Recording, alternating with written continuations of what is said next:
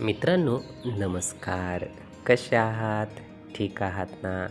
मित्रांनो, या यूट्यूब चॅनलमध्ये आपले सर्वांचे मनपूर्वक स्वागत.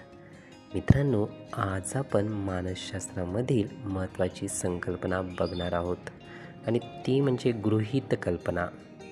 याला इंग्लिशमध्ये हायपोथेसिस असं म्हटलं जातं. मित्रांनो, संशोधन समस्या ठरविल्यानंतर संशोधकाला एका महत्त्वाच्या घटकाकडे वळावं लागते. तो घटक म्हणजे गृहीत कल्पना होय. संशोधन करायचे म्हणजे संशोधकाला त्याबाबतीत काहीतरी माहिती असावी, त्याचे ज्ञान असावे, जेणेकरून त्या ज्ञानाच्या आधारावर संशोधकाला समोर जाता येते. संशोधनामध्ये संशोधकाला काही अनुमान मांडावे लागतात. काही संभाव्य उत्तरे संशोधनाबद्दल ठरवावी लागतात.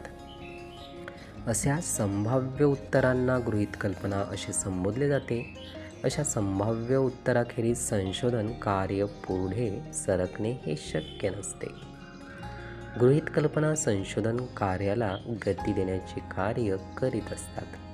तसेच गृहीत कल्पना दिशादर्शक ठरतात. संशोधकासमोर अनेक प्रश्न संशोधनाच्या संदर्भाने उपस्थित होतात. अशा अनेक प्रश्नांचा विचार संशोधक करीत राहिला तर संशोधक हा पुरता गोंधळून जाण्याची संधी जास्त असते. मित्रांनो, त्यामुळेच संशोधकाला नेमक्याच प्रश्नांचा विचार करावा लागतो. अशा प्रश्नांना उत्तराच्या साच्यात बनवावे लागते. त्यामुळे नेमकेपणा संशोधनात येतो. सर्वच प्रश्नाची उत्तरे ही ढूंढाळणे किंवा शोधणे संशोधकाला शक्य नसते. मर्यादित कालावधीत व अपव्यय टाळून जर संशोधन करायचे असेल तर विशेष व नेमक्या गृहीत कल्पनांची मांडणी करावी.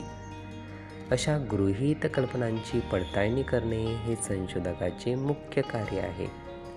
मित्रांनो, ही माहिती होती गृहीत कल्पना याविषयी. आपण ही माहिती नीटपणे ऐकून घेण्यासाठी आणि आपला अमूल्य वेळ देण्यासाठी आपले खूप खूप धन्यवाद. आपले जीवन खूप सुखी, सुंदर, आनंदी आणि यशस्वी होण्यासाठी आपल्याला भरभरून खूप खूप शुभेच्छा.